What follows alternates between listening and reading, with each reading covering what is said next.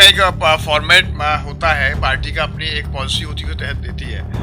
क्या लग रहा है कि किस तरह का प्रत्याशी इस बार मेयर बनेगा? आपको किस तरह का प्रत्याशी ला रही है भाजपा?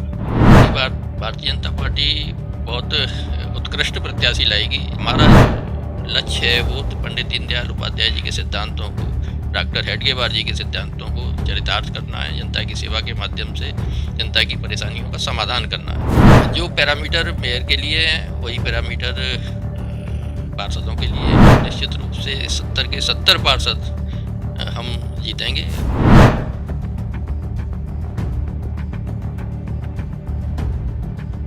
मथुरा वृंदावन महानगर के मेयर की सीट महिला ओबीसी हो गई है। अब सब लोगों की नजर भारतीय जनता पार्टी के उम्मीदवार पर टिकी हुई है। आखिर भारतीय जनता पार्टी का कौन प्रत्याशी होगा, किसे टिकट मिलेगी, इन सवालों को लेकर चर्चाओं का बाजार गर्म है। आइए जानते हैं भारतीय जनता पार्टी के जिला महानगर अध्यक्ष विनोद अग्रवाल से कि क्या है उम्मीदवारों की घोषणा को लेकर पार्टी की रणनीति।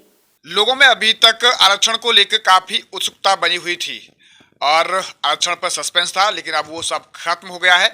अब सस्पेंस बना हुआ है लोगों में कि आखिर मेयर के पद की टिकट किसको मिलेगी, पार्षदों के लिए कौन उम्मीदवार होंगे भारतीय जनता पार्टी से।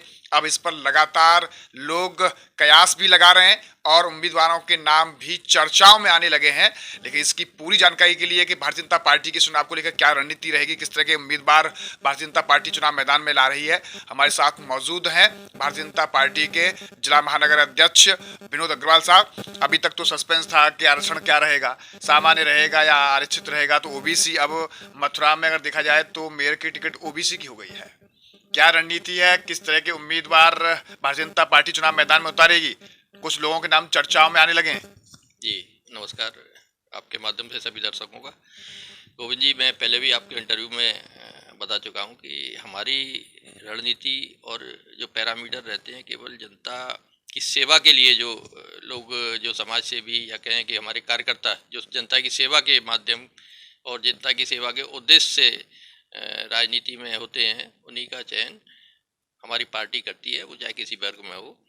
अब ओबीसी, हमारे यहाँ ओबीसी महिला का आरक्षण मेयर के नाते हो गया है, तो निश्चित रूप से हम ऐसे उत्कृष्ट कार्यकर्ता का चयन हमारी पार्टी करेगी, क्योंकि जनता की सेवा के लिए, जिसका ध्येय, अपने जीवन का ध्येय जनता की सेवा हो और जिसके लिए भारतीय जनता पार्टी जानी जाती है।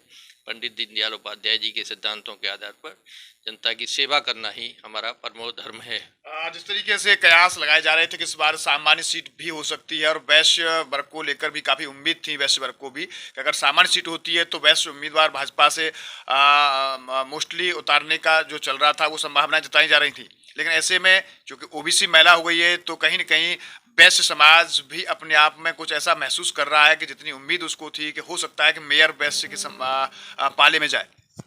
नहीं, देखिए, हर एक व्यक्ति को ये इच्छा रहती है कि अगर वो सार्वजनिक जीवन में और राजनीति में विशेषकर काम करता है तो उसको कहीं जिम्मेदारी मिले, सम्मान मिले। और उस नाते वैश्य समाज या कोई भी समाज इस तरीके से सोचता है, उसमें कोई ऐसा आपत्तिजनक नहीं है। वैश्य समाज ने भी सोचा कि हमें मौका मिले, लेकिन वैश्य समाज का हमेशा से रिकॉर्ड रहा है कि भारतीय जनता पार्टी और कमल के फूल के लिए वो समर्पित रहा है।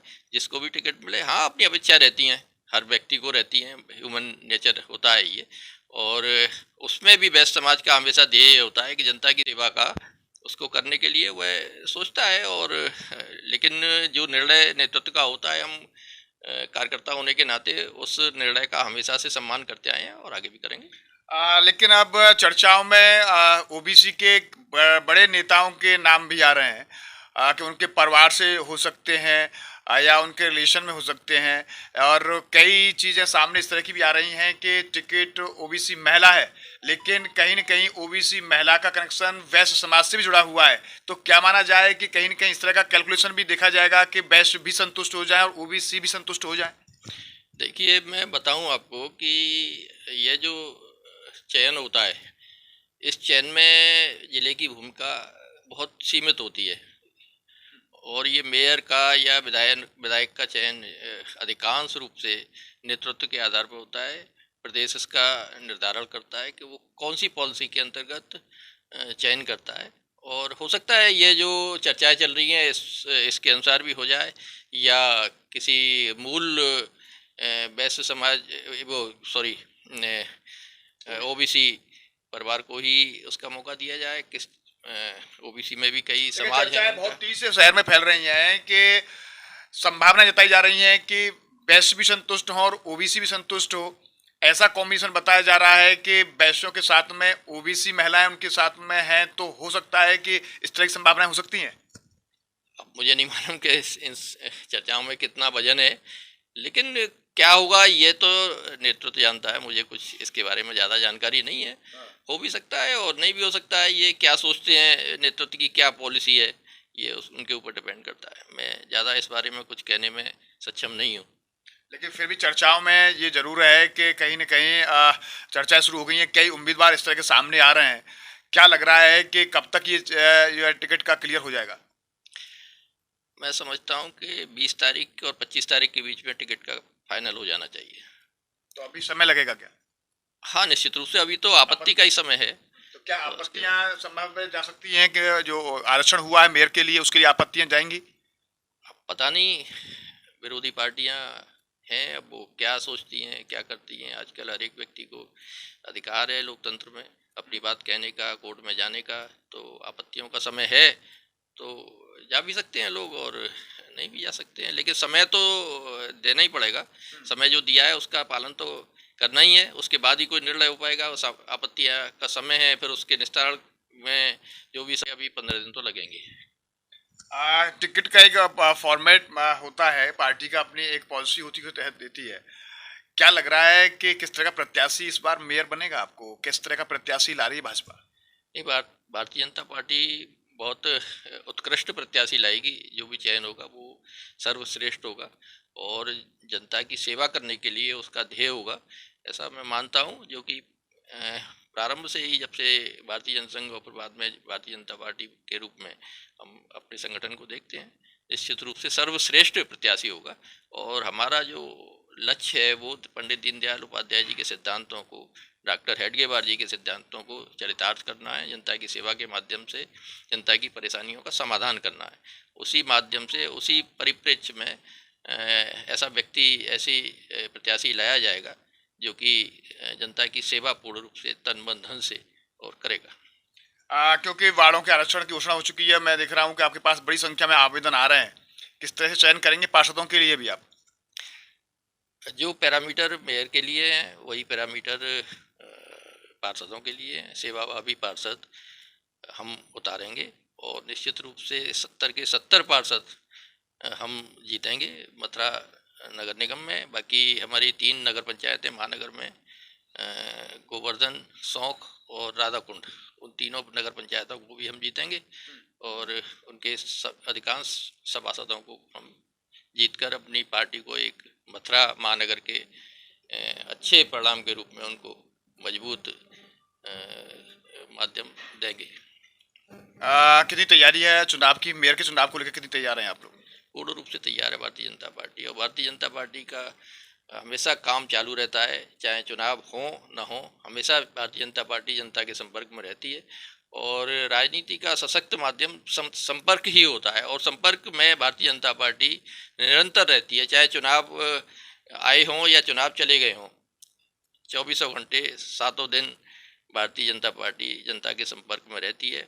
और इस संपर्क के माध्यम से ही भारतीय जनता पार्टी निरंतर अपनी स्वीकार्यता जनमानस के बीच में बढ़ा रही है।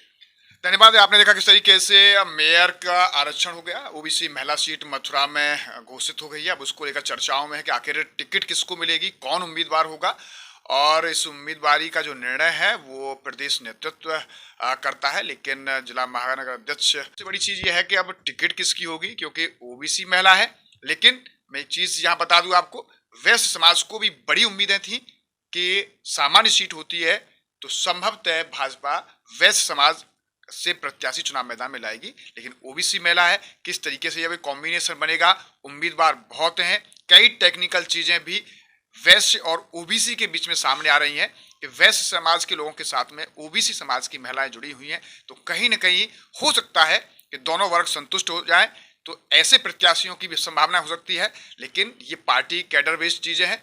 पार्टी संगठन इस पर निर्णय लेगा। अब देखना होगा कि मथुरा में भारतीय जनता पार्टी से मेयर का उम्मीदवार कौन होता है, ये भी आने वाला वक्त बता पाएगा। बहरहाल मेयर की टिकट को लेकर चर्चाओं का बाजार बेहद गर्म है। न्यूज का पर्सन पीके दुबे के साथ Govind Bhardwaj. Mehta hospital and IVF centre Mathura में प्रसूति एवं स्त्री रोग व निसंतान संबंधी सभी रोगों के इलाज के साथ साथ निसंतान स्त्री व पुरुषों की सभी जांचें व इलाज, सभी दूरबीन ऑपरेशन संभव। इसके अलावा घुटने कूल्हे का जोड़ बदलना, नेलिंग प्लेटिंग द्वारा जटिल फ्रैक्चर का उपचार, दूरबीन द्वारा जोड़ों का इलाज दिल्ली आगरा से आधे रेट में उपलब्ध है। नवजात शिशु एवं बाल रोग विभाग में एक्यूबेटर, नेबुलाइजर, टीकाकरण एवं गहन चिकित्सा कक्ष उपलब्ध है। विशेष सुविधाएं मॉड्यूलर ऑपरेशन थिएटर, अत्याधुनिक anaesthesia work station, digital X ray, advance high risk labour room, air condition कमरे व वार्ड, 24 घंटे फार्मेसी उपलब्ध।